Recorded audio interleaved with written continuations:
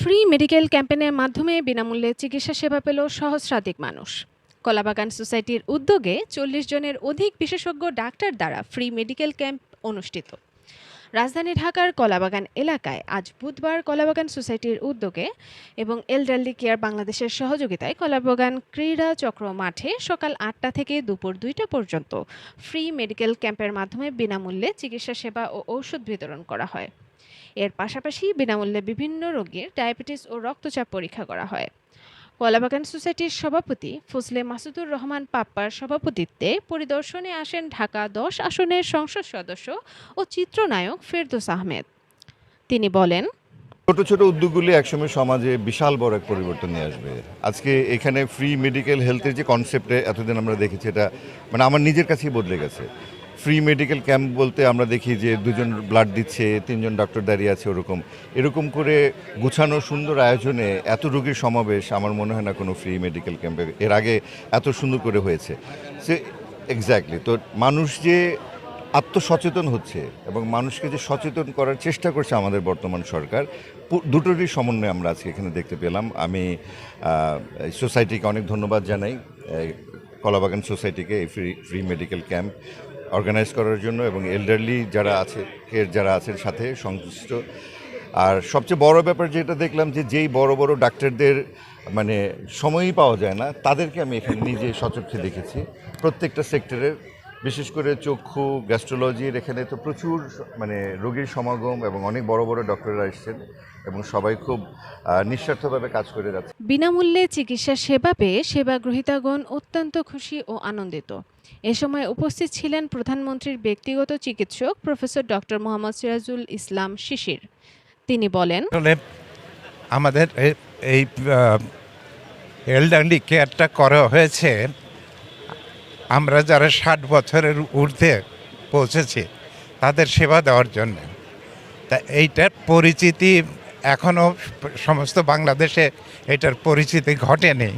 সেই পরিচিতি একটা উদ্দেশ্য, দ্বিতীয়ত হলো এই অঞ্চলের মানুষ, আমাদের সাধারণ সম্পাদক যিনি এলডারলি কেয়ারের ডক্টর সাইদুর রহমান, উনি কলাবাগানে থাকেন।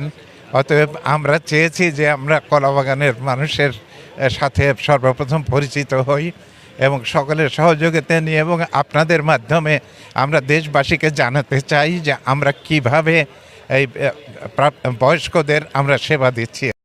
সভাপতির বক্তব্যে ফজলে মাসুদুর রহমান পাপ্পা বলেন, টেলিভিশন মিডিয়া আপনারা যারা এসেছেন, আপনারা অনেক কষ্ট করছেন, আপনাদেরকে অসংখ্য ধন্যবাদ।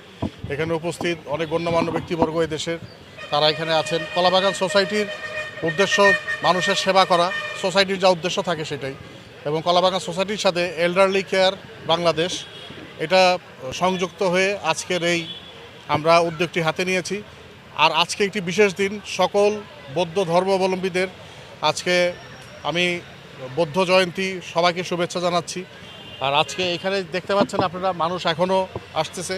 1টা পর্যন্ত টাইম ছিল, মনে হয় আমরা কভার করতে পারবো না। আরও আমাদের ডাক্তারদের সাথে কথা হয়েছে, নার্সদের সাথে কথা হয়েছে, ওনাদেরকেও ধন্যবাদ। আরও মনে হয় সময় বাড়াইতে হবে। আর আমরা ভবিষ্যতে যাতে আরও এরকম প্রোগ্রাম হাতে নিতে পারি এবং মুরব্বী যারা আছেন, আরও গণ্যমান্য ব্যক্তিবর্গ যারা আছেন, তাদের দোয়া সাথে নিয়ে আমরা যাতে এগিয়ে যেতে পারি। এবং এল্ডারলি কেয়ার আমাদের যেই সহযোগিতা করেছে তাদেরকেও ধন্যবাদ। এবং কলাবাগান সোসাইটি ভবিষ্যতে আরও এরকম পদক্ষেপ যা যা নেওয়া দরকার সকল পদক্ষেপ নেবে।